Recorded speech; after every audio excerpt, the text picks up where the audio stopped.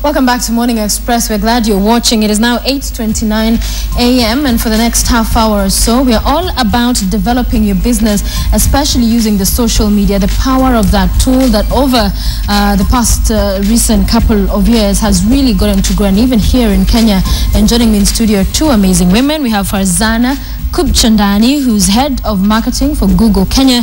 Also with us this morning is Frida Owinga, who's CEO for Passion Profits. And we welcome you to also hear what you'll have to say. And as far as this conversation is concerned, you can tweet me at Sophia Wanuna. Welcome, ladies. Thank you for making time to be with us today.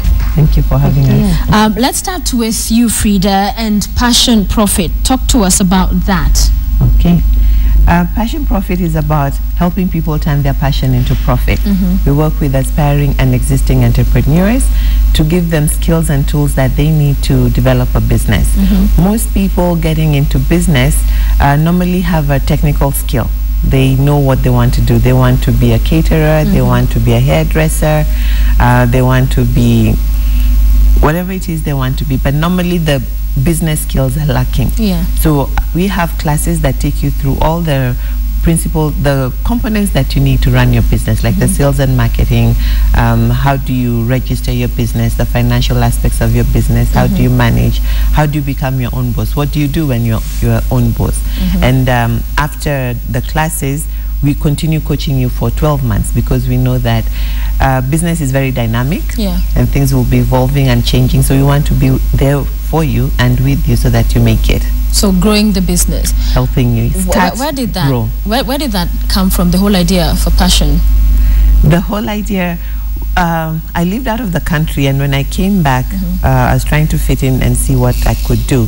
I'm a coaching consultant, and I started with leadership and management, but I noticed there's a greater need in lack of jobs. People didn't have work, and many people were going back to school, yet they did not like the jobs they were going to get anyway. And I am a strong believer in passion, in that everybody has something that they can do. So I started thinking of how can I help the people that the system has kicked out, cannot go back to school, the ones that have papers and cannot find a job. So we developed the program and we started off. Okay. Yes. How long has it been? That was in 2010, 2011. 2010, 2011. Yes. Farzana, Google, huge around the world, of course. How did you land that huge job as well? So I started out in the UK. I started out as an intern 8 years ago. Wow. After doing my MBA. 8 years ago, you were an intern. I was, well. To all the interns. And started out in the market research insights division, really learning about consumers, consumer behavior, what gets people online, and then moved back home to Kenya, where I've been in the Kenya office for 4 years, and really excited about driving programs and initiatives to get more people online and benefiting from the web. What does your job entail, head of marketing at Google?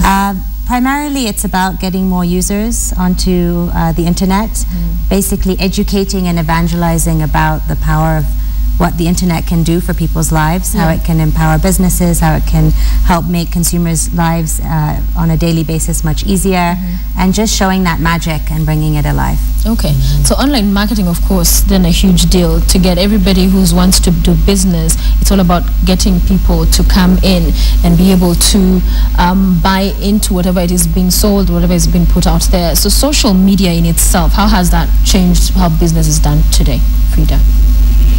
It has changed a lot because you can find, you have access to people faster than it was before. You don't have to print posters and stick them on the wall and dirty the whole place. You can find your target audience. If you're very clear about who you want to target, Google can help you, Facebook can help you, and then you just speak to those people.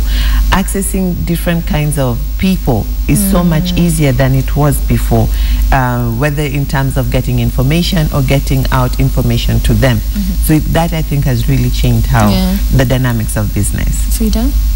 Farzana. Sorry. Not at all. So I think there are a couple of things. I think your online presence is no longer separate to your offline presence. It's a mirror of your reality. It's bringing yourself and expanding your storefront, if you will, on the online space. It's very much about being able to bring your brand alive in a much more authentic way, where you can have conversations, you can use video, you can use text, you can use imagery to interact with your consumers. Yeah. You can also have conversations, which you can't necessarily always have that real-time feedback. I think it's really important for a business to be able to get that feedback, to be able to use that on a real-time basis and grow and expand and change your offerings, track what consumers are looking at, what they're responding to. And then there's the very simple part of just being able to make money by being online, not only through e-commerce, but by having a YouTube channel and being able to monetize by putting advertising on your channel. We've seen some really great success stories around that. So I think the potential is huge, but it just starts with the simple step of putting yourself online and taking that endeavor.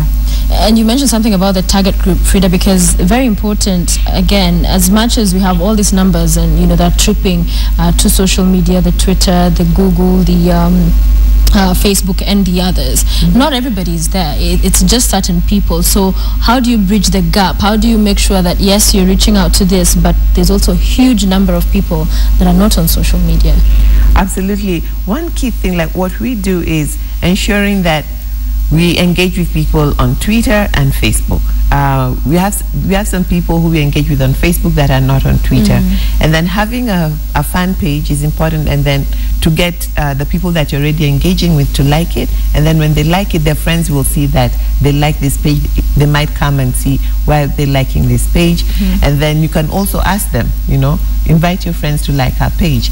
But the key thing is making sure that whatever space you're occupying has valuable information. You're not just trying to sell stuff. Like at Passion Profit, we're making sure that what are some tips we can give you about turning your passion into profit on a daily, regular basis. And if people are asking questions, we respond on time. So that helps.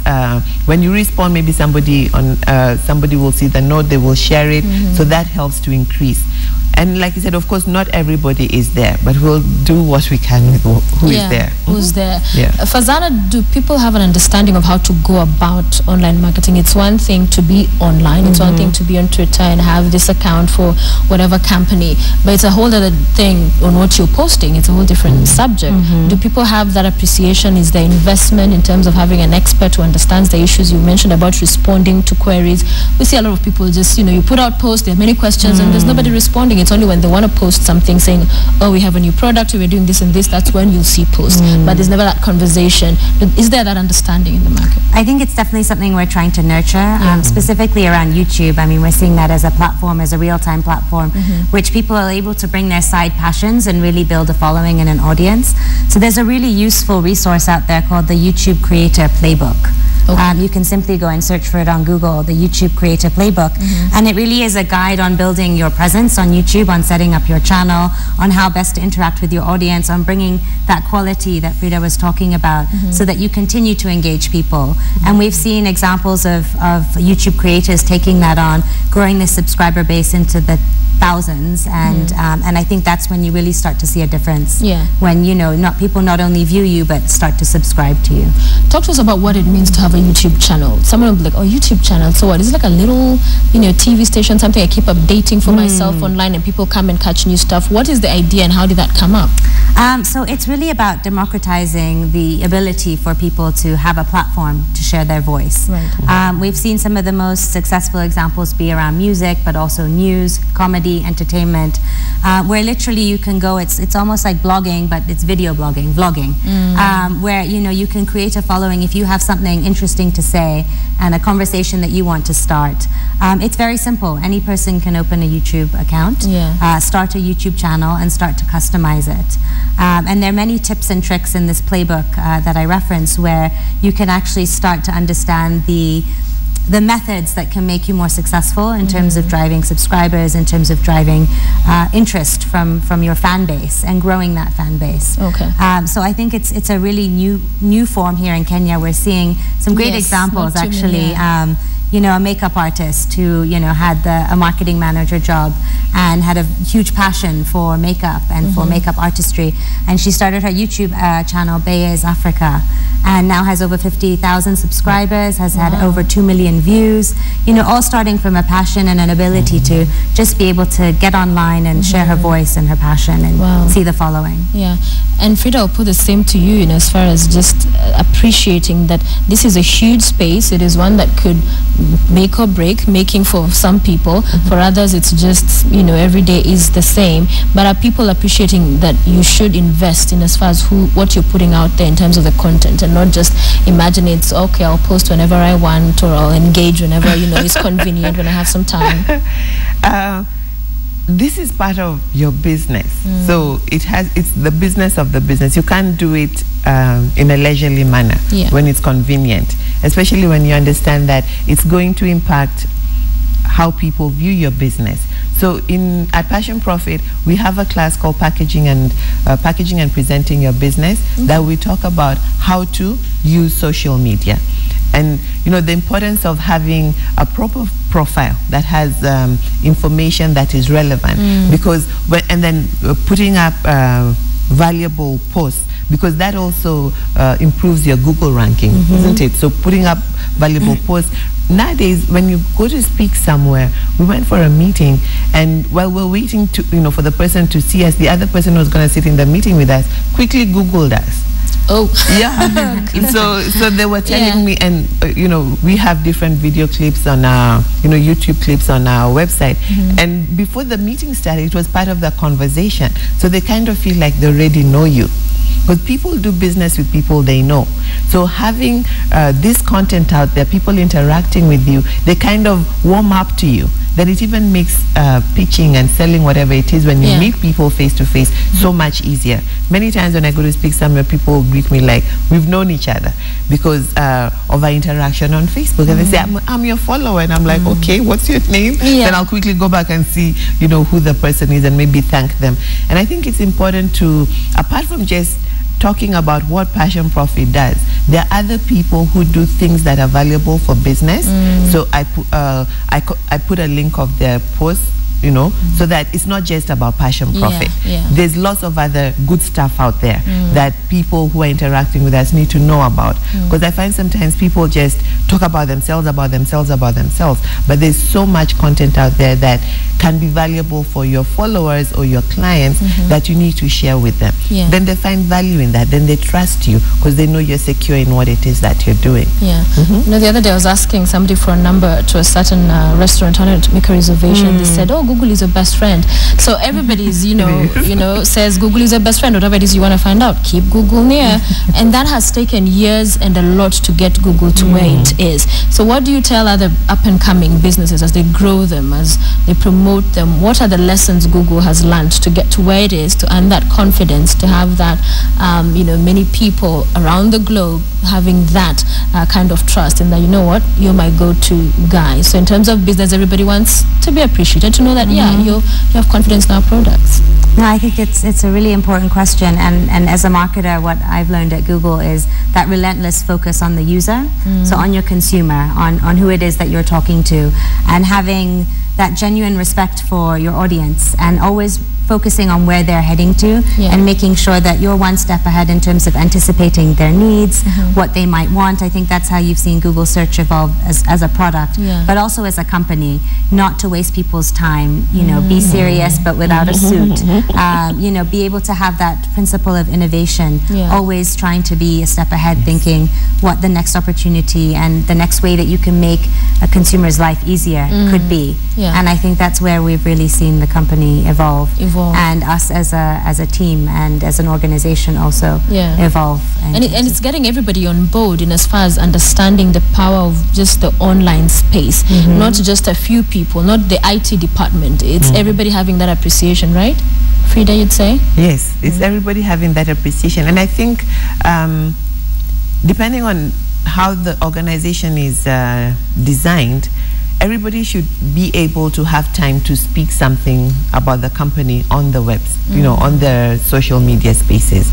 And there are tools that can help you. I know Hootsuite is one good tool that you can see all your social media accounts at once in one space. Okay, and then there's another one called Social Brother, I think, that can help you see all the information that you're putting out there. How are people interacting with it? What excited them more? And this can also help you gauge what are customers looking for, what are they thinking, you know, in that process of helping you to be a step ahead of meeting their needs. So it's important to have a policy, a social media policy in the organization, so that Facebook, social media can be addictive. So that when we are in there, we are not just liking and sharing pictures, videos, stuff, but we are sharing things, you know, to add value for the company. I think with the social media policy, it can be managed as opposed to just blocking it all out because people are doing their personal stuff. I don't think that's the better way to go. It's good to bring that up because policy, it is just an ensuring there's some form of, you know, policing going on to ensure that people are not just going rogue with it, because whilst it's a good tool, a good platform, it's a double-edged sword. It could work against, right? Absolutely. No, I think managing that and being able to have a view around the boundaries are important. Within Google, you can actually manage the conversation, manage the comments, be able to know who your users are and respond to them directly. So I think that's definitely an important component to keep in mind, but also the internet and the web is a platform for free expression, so it's a very delicate line to manage. What about etiquette on you know, for a company, for an organization, online or on social media, in marketing? Is there any such thing you would say when you're talking to these people? Is there etiquette in being in that space? I'd like to say there's etiquette in everything, and of course there's social media etiquette in that responding, because it's like somebody speaking to you and you're not saying anything, you're ignoring them. So we need to monitor our spaces so that we respond on time. Sometimes things get ugly. You can be misunderstood and people will post something ugly. So some people opt to get out. But it's important to apologize and state why that happened. Do some damage control around that, because it can spiral and become something else, you know. Sometimes you can make a comment and somebody takes it the wrong way. So as a human being, you might start going back and forth, you know, but we have to remember this is the image of the company. You know, how can we correct it? How can we do damage control so that we don't hurt the image of the company? We don't get unnecessarily emotional. So I think there is etiquette on just how we treat one another, understanding our space. If people post things that are derogatory, letting them know. Normally I won't put it right on the Facebook. I'd send an inbox and say, this goes against our grains and I'm going to pull it down because of this or the other.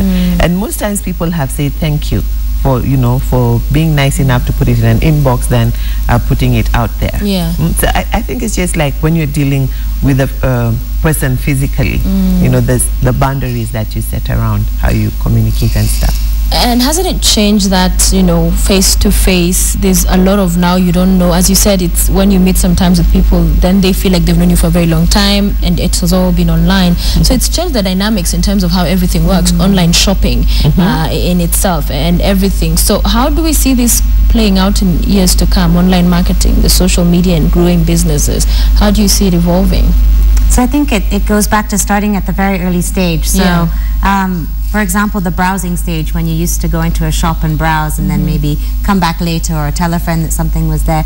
You need to be catching consumers at that very early stage when they're for the very first time being exposed to your brand. It could be in a blog that was written about your product. It could be when a customer visits your website, maybe through an ad or through another means. But it's understanding that path to purchase, that a consumer journey, that a consumer goes through, and really catching them at the very early stage and always protecting and managing your brand. Never forget you're managing the conversation, just as you would in a face-to-face. So the same thing online. It's about the etiquette, it's about the image, it's about the authenticity, I think, at the end of the day, and always staying true to who you are and never forgetting that's the same in the online world as it is in the offline world, and that increasingly it's becoming one world. Okay, Frida.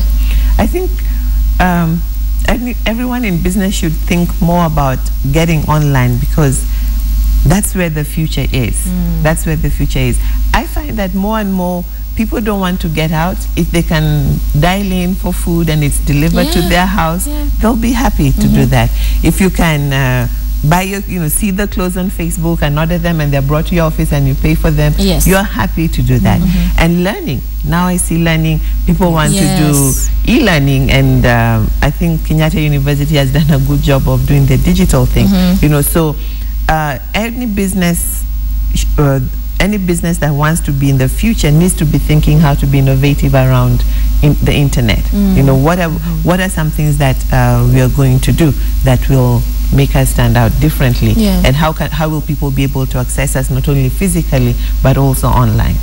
And you bring out the point of standing out, because with all this being online, being in that space, it's all about how you package whatever it is you're putting out, and then you'd say it's very key for anybody putting out whatever it is they want to sell or market in a way that is attractive. I've seen products get on trends. Why? Because it was a joke or in a comical way or something very weird, and and everybody starts talking about the product. So packaging important as well, right? Absolutely. And I think being authentic is part of that, and also thinking about virality and how things will go from one place to the next and be shared. It's an interesting thing to think about, especially when it comes to video content or visual content. And I think the trick to that is to really be able to have something unique to offer in a different voice, and use the online platforms and the online media to be different. Don't feel that you have to create a TV ad online or replicate a print ad and put that on Facebook. Think about how you can make it different using the online medium and the behaviors that people use when they're online.